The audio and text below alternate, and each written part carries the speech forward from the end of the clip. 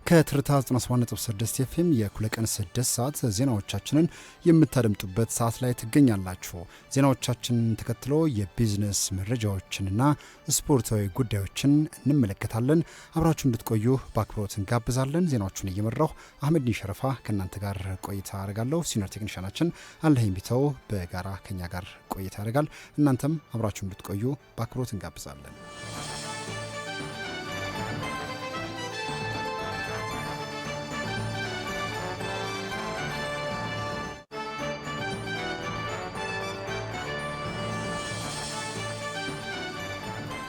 ከሀገር ውስጥና ከባህር ማዶ ያዘጋጀናቸውን ዜናዎቻችንን ቀዳሚ አድርገን እንጀምራለን።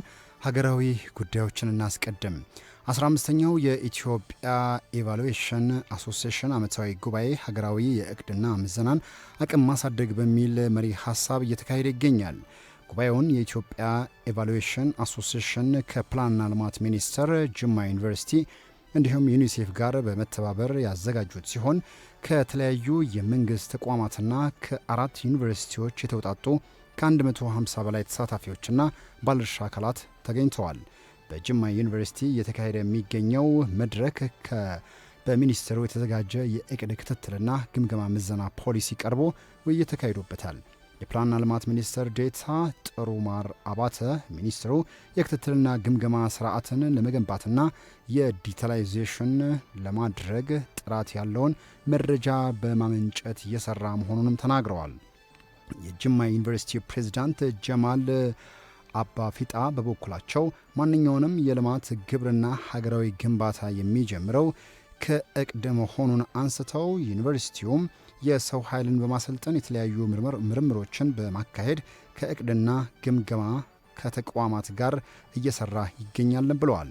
የኢትዮጵያ ኢቫሉዌሽን አሶሲዬሽን ፕሬዝዳንት ደረጀ ማሞ ማህበሩ በመንግስት ተቋማት ላይ የሚታዩ ክፍተቶችን ለመሙላት በአቅም ግንባታ ላይ እየሰራ እንደሆነም አመላክተዋል።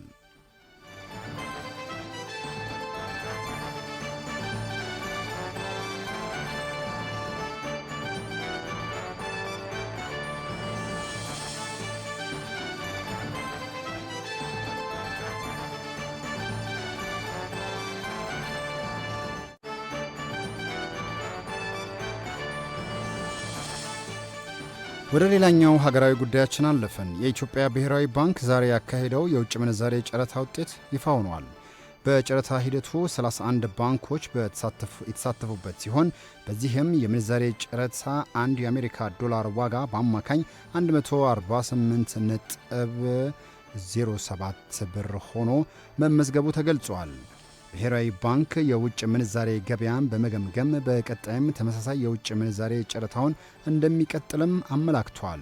ከውጭ ምንዛሬ ገቢ ከፊሉን ለባንኮች በጨረታ ማቅረቡ በባንኮች ዘንድ የሚኖረውን የውጭ ምንዛሬ አቅርቦት በመደገፍ የዋጋና የውጭ ምንዛሬ መረጋጋት እንዲፈጠር ማስቻሉን ባንኩ ጨረታውን አስመልክቶ ባወጣው መረጃ ላይ ገልጿል። ብሔራዊ ባንክ ከትናንት በስቲያ 150 ሚሊዮን የአሜሪካን ዶላር ለውጭ ምንዛሬ ጨረታ ማዘጋጀቱን መግለጹ ይታወሳል።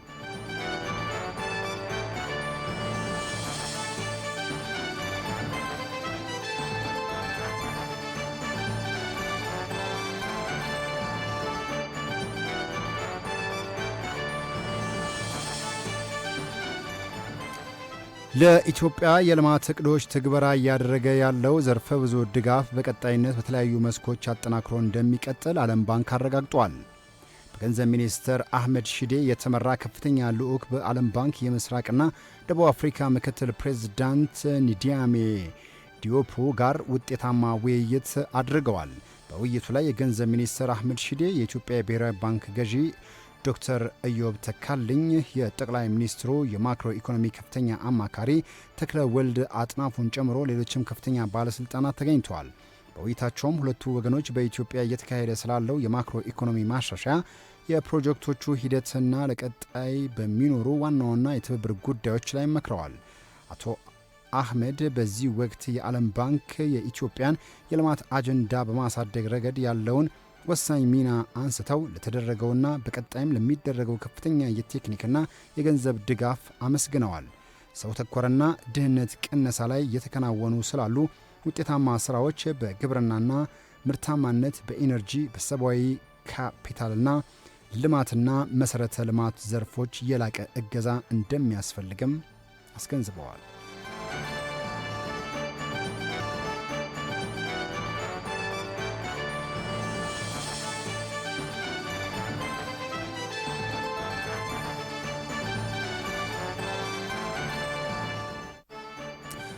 አሁን ደግሞ በተከታይነት ወደምንመለከተው ሀገራዊ ጉዳያችን አልፈናል። በሀገራችን ኢትዮጵያ በበሽታ የሚሞቱ ሰዎች ቁጥር ከጊዜ ወደ ጊዜ እየጨመረ እንደመጣ ጥናቶች ያሳያሉ።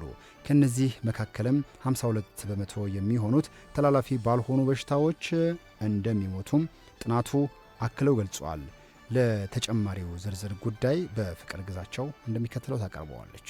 ተላላፊ ካልሆኑ በሽታዎች ከፍተኛውን ቁጥር የሚይዘው የልብ ህመም በሽታ በአሁኑ ሰዓት በዓለማችን ላይ ወደ 626 ሚሊዮን ገደማ ሰዎች በበሽታው እየተሰቃዩ እንደሆነ ከ6 ቀናት በፊት የወጣው አሃዛዊ መግለጫ ያስታውቃል። በሀገራችን ኢትዮጵያም ተላላፊ ካልሆኑ በሽታዎች መካከል በልብ በሽታ የሚሞቱት ቁጥርም 52 በመቶ እንደሚደርስ በዚሁ ጥናት ተረጋግጦ ነበር። ይህንን በሽታ በተመለከተ እንዲሁም ቀሪ አሃዛዊ መረጃዎችን በተመለከተ ደግሞ በጤና ሚኒስቴር የነን ኮሚኒኬቲብል ዲዚዝ ሰርቪስ ኤንድ ሪሃቢሊቴሽን ዴስክ ኤክስፐርት የሆኑት ዶክተር አብዲ ደረጀ ተከታዩን ምላሽ ሰጥተዋል። 2023 ላይ ሚኒስትሪው ስትራክቸር ሪቫይዝ ከተደረገ በኋላ በዚህ አግባብ ነው ሚኒስትሪ ላይ ያለው የሕክምና አገልግሎት ስፔሻሊ ፕሮግራም ዘርፉ ላይ ያለው በዚህ ስትራክቸር ነው ማለት ነው እየተሰጠ ያለው። ከሶስት ሰው አንድ ሰው ህይወቱን የሚያጣው እንደ ዓለም በልብ እና ልብ ህክምና ጋር በተያያዙ ችግሮች ነው ማለት ነው። ከዚህ ውስጥም የኢትዮጵያን ዳታ ማየት ይችላለን። በየዓመቱ 6.5 ሚሊዮን የሚሆኑ ሰዎች በልብ ህክምና እንደ ዓለም ይሞታሉ። በልብ ህመም ምክንያት ኢትዮጵያ ውስጥ 58,000 የሚጠጉ ሰዎች በልብ ህመም ምክንያት ይሞታሉ፣ ህይወታቸውን ያጣሉ ማለት ነው። ኢትዮጵያ ውስጥም አሁን ያለው ኤፒዲሞሎጂካል ሺፍት አለ። ኤፒዲሞሎጂካል ሺፍት አለ ስንል በፊት እንደ ሀገር ችግር የሆኑብን ነገሮች ተላላፊ የሆኑ በሽታዎች ነበሩ።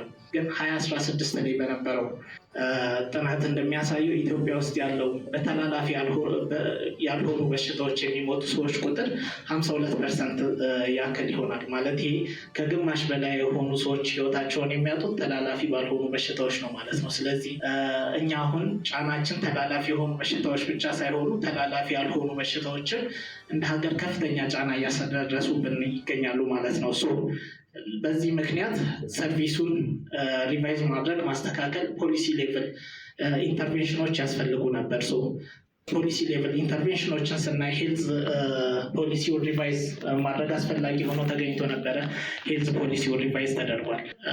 የአሁኑ ሄልዝ ፖሊሲ ላስት ይር ላውንች የተደረገው ከዲዚዝ ፕሪቬንሽን ጀምሮ ከፕራይመሪ ሄልዝ ኢንተርቬንሽን ጀምሮ እስከ ሪሃቢሊቴሽን ከዛም አልፎ እስከ ፓሊዬቲቭ ኬር ድረስ ኢንተግሬት አድርጎ የያዘ ነው። በዚህ ውስጥም ናን ኮሚኒካብል ወይ ተላላፊ ያልሆኑ በሽታዎች በአግባቡ አድሬስ ለማድረግ ተችሏል ማለት ነው።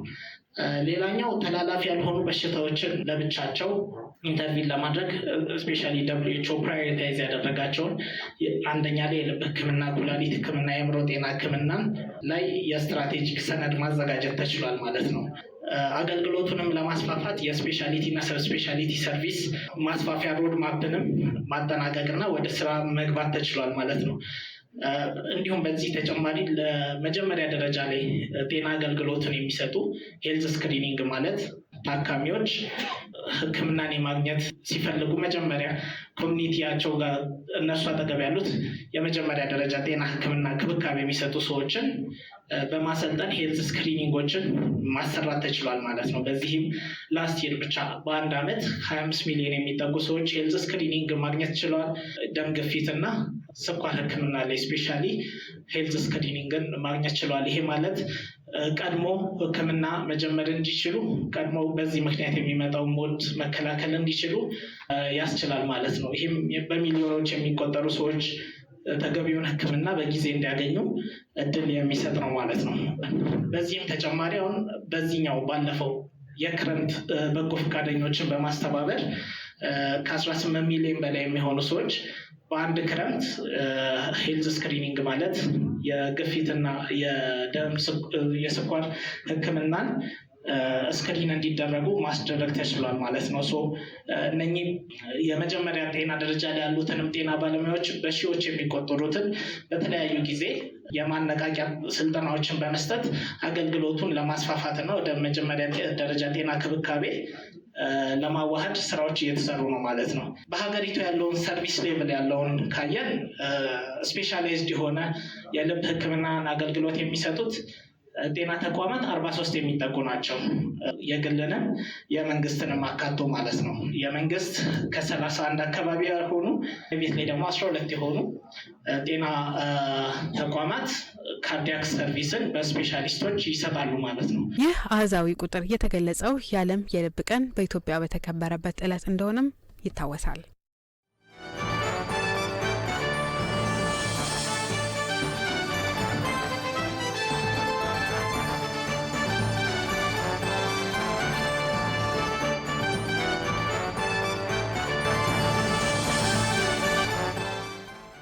ከሀገር ውስጥ ጉዳይ ዘገባችን ተመልሰን ተገናኝተናል። አሁን ደግሞ በቀጥታ ከውጭ ወዳገኘናቸው ዜናዎቻችን እናልፋለን።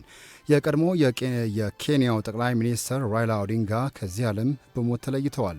የቀድሞ የኬንያው ጠቅላይ ሚኒስትር ራይላ ኦዲንጋ ሕክምናቸውን ሲከታተሉባት በነበረችው ህንድ ሕይወታቸው ማለፉን የጽህፈት ቤታቸው መረጃ ዋቢ በማድረግ ቱኮ ኒውስ አስነብበዋል። የኦሬንጅ ዲሞክራቲክ ሙቭመንት መሪ የነበሩት ኦዲንጋ ለኬንያ ፕሬዝዳንትነት 52 ጊዜ እጩ ሆነው የተወዳደሩ ቢሆንም አንድም ጊዜ ማሳካት እንዳልቻሉ ይታወቃል። የኬንያ መንግስት በራይላ ኦዲንጋ ህልፈት ይህ ዘገባ እስከተጠናከረበት ጊዜ ድረስ የሰጠው ማብራሪያ አለመኖሩን ቱኮ ኒውስ ጨምሮ ዘግበዋል።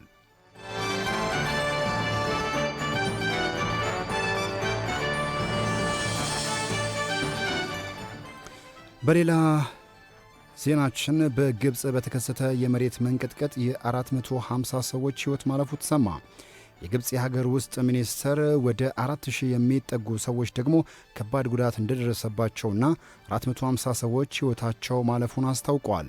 ዓለም አቀፍ የቀይ መስቀል ፌዴሬሽን የሟቾችና የጠፉ ሰዎች ቁጥር ከ1000 በላይ ሊሆን እንደሚችልም አስታውቋል። አደጋው የተከሰተው በዋና ከተማዋ ካይሮና ጊዛ ከተማ መሆኑን ሚኒስቴር መስሪያ ቤቱ አስታውቋል። አደጋው በሀገሪቱ ዘመናዊ ታሪክ አስከፊው የመሬት መንቀጥቀጥ መሆኑንም ነው የተነገረው። ዘገባው የአፍሪካ ኒውስ ነው።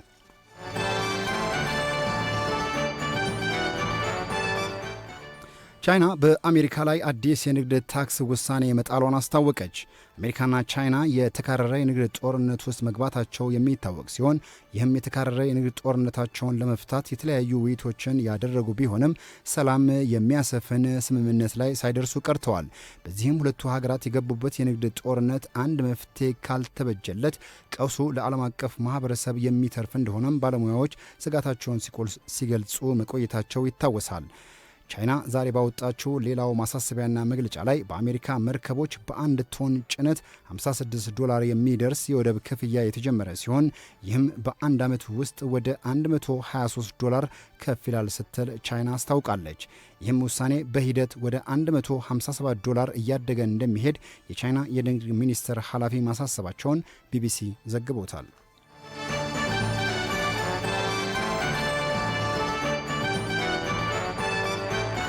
በመጨረሻም የስፔኑ ጠቅላይ ሚኒስትር ፔድሮ ሳንቼስ በሐማስ ተቃውሞ ንቅናቄና በእስራኤል መካከል በቅርቡ የተፈረመውን የተኩስ አቁም ስምምነት በጋዛ ለደረሰው የዘር ማጥፋት ተጠያቂነት እንዳይኖር መደባበሶች እንዳይኖሩ አሳስቦኛል አሉ።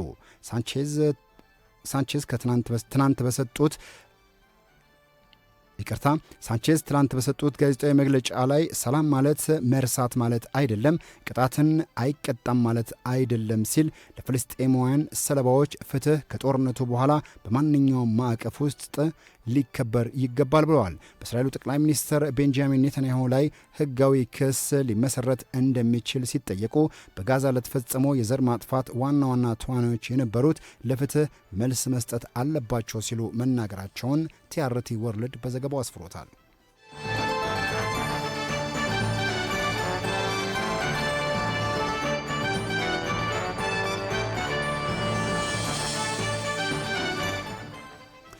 አሁን ደግሞ በተከታይነት ወደምንመለከተው አጫጭር የቢዝነስ መረጃዎችን የምናደምጥበት ሰዓት ላይ ደርሰናል።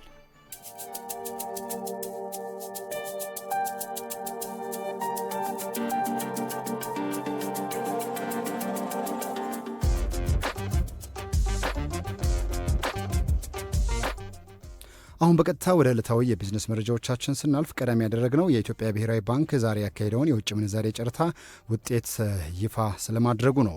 በጨረታ ሂደቱም 31 ባንኮች የተሳተፉ ሲሆን በዚህም የምንዛሬ ጨረታ አንድ የአሜሪካ ዶላር ዋጋው በአማካኝ 148.07 ሳንቲም ሆኖ መመዝገቡ ተገልጿል። ብሔራዊ ባንክ የውጭ ምንዛሬ ገበያን በመገምገም በቀጣይም ተመሳሳይ የውጭ ምንዛሬ ጨረታውን እንደሚቀጥል አመላክቷል። ከውጭ ምንዛሬ ገቢ ከፊሉን ለባንኮች በጨረታ ማቅረቡ በባንኮች ዘንድ የሚኖረውን የውጭ ምንዛሬ አቅርቦት በመደገፍ የዋጋና የውጭ ምንዛሬ መረጋጋት እንዳይፈጠር ማስቻሉም ባንኩ ጨረታውን አስመልክቶ ባወጣው መረጃ ላይ ገልጿል።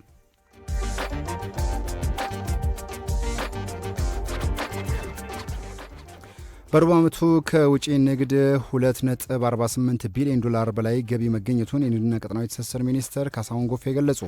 የንግድና ቀጠናዊ ትስስር ሚኒስትር የተጣራ ተቋማት የ2018 በጀት ዓመት የመጀመሪያ ሩብ ዓመት አፈጻጸም ግምገማ መድረክ ተካሂዷል። የንግድና ቀጠናዊ ትስስር ሚኒስትር ካሳሁን ጎፌ በዚህ ወቅት እንዳሉት በሩብ ዓመቱ በዋና ዋና ዘርፎች ተጨባጭ ውጤቶች ተመዝግበዋል ያሉ ሲሆን በዚህም በ2018 በጀት ዓመት የመጀመሪያ ሩብ ዓመት ከውጭ ንግድ ከ2.48 ቢሊዮን ዶላር በላይ ገቢ መገኘቱንም ጨምረው ገልጸዋል።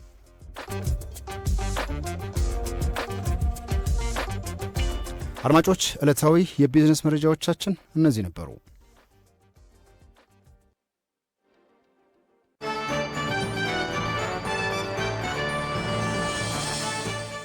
በመከታተል ላይ የምትገኙት የእኩለ ቀን 6 ሰዓት ከትርታ 97.6 ኤፍኤም የቢዝነስ እና ሀገራዊና ዓለም አቀፍ ዜናዎቻችንን እያደመጣችሁ ትገኛላችሁ። አሁን ደግሞ ስፖርታዊ መረጃዎችን የምንሰማበት ሰዓት ነው።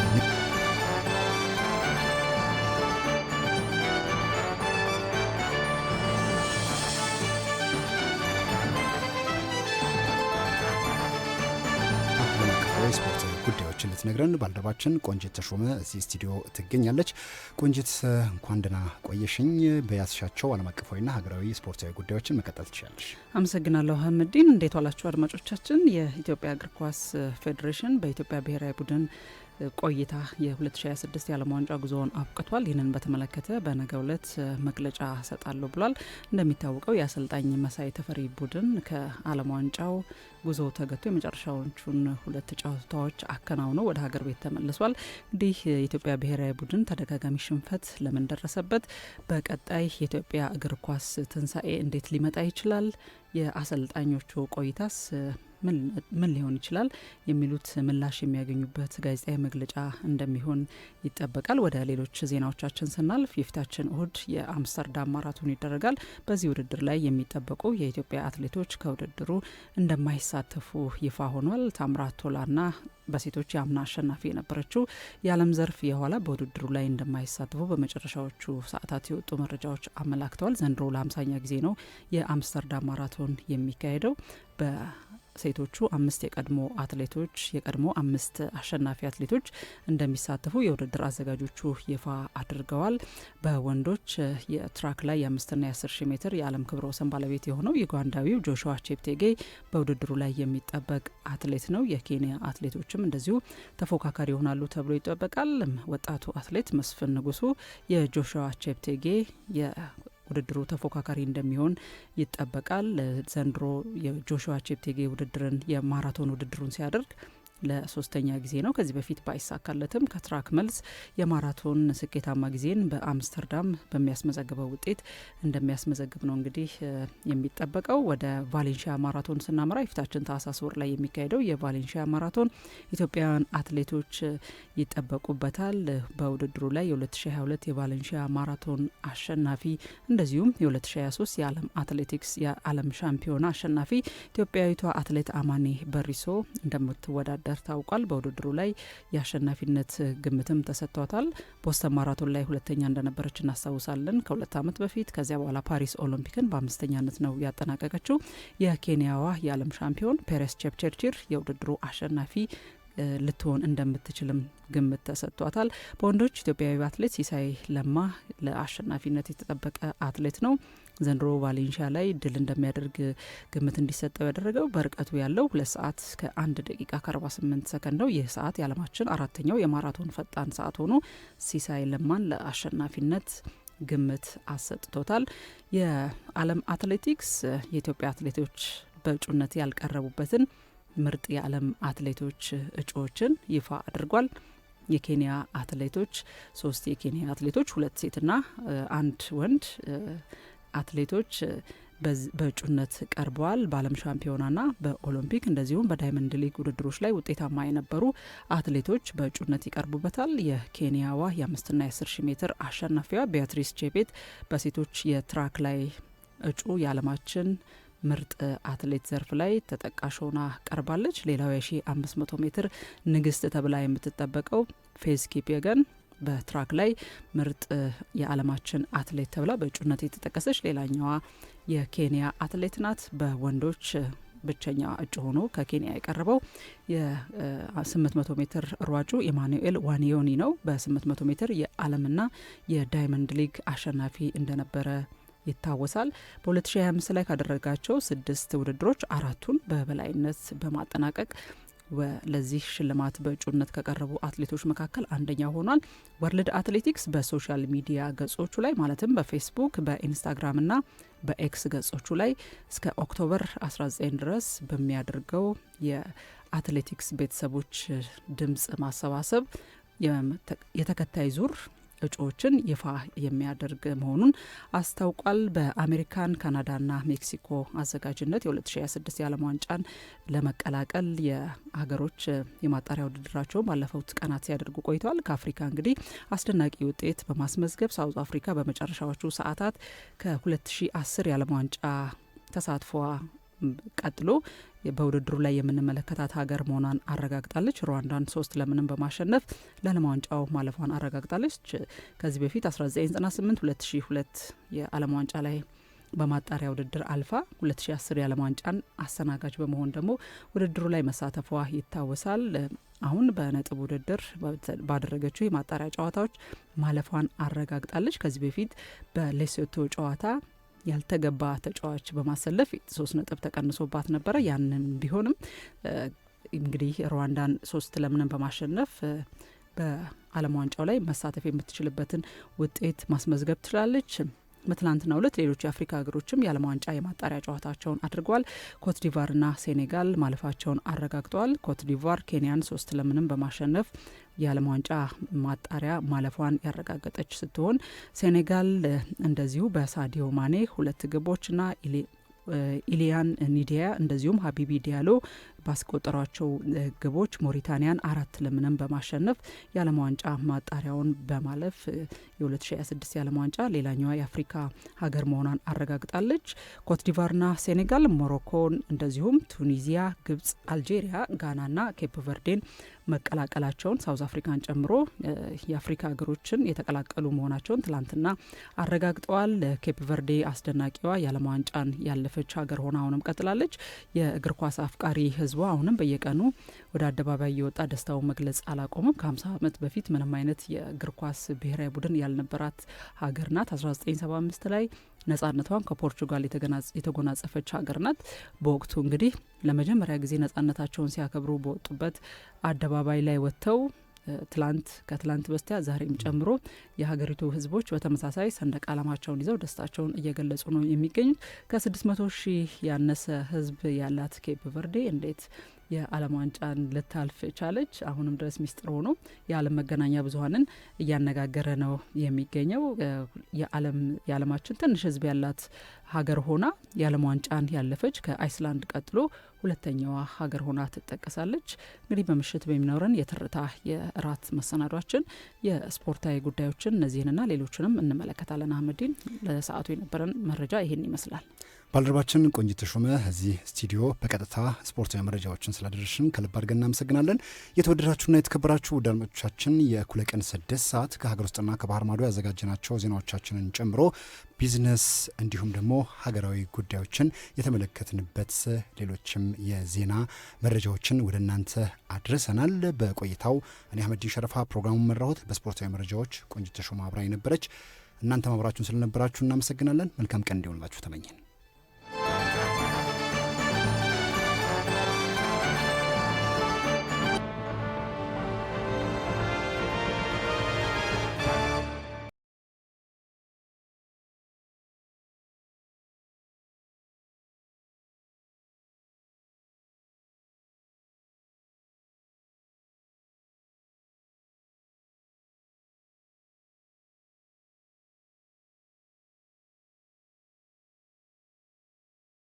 ትርታ 97.6 FM ትርታውን እያዳመጡ አብረውን ይቆዩ።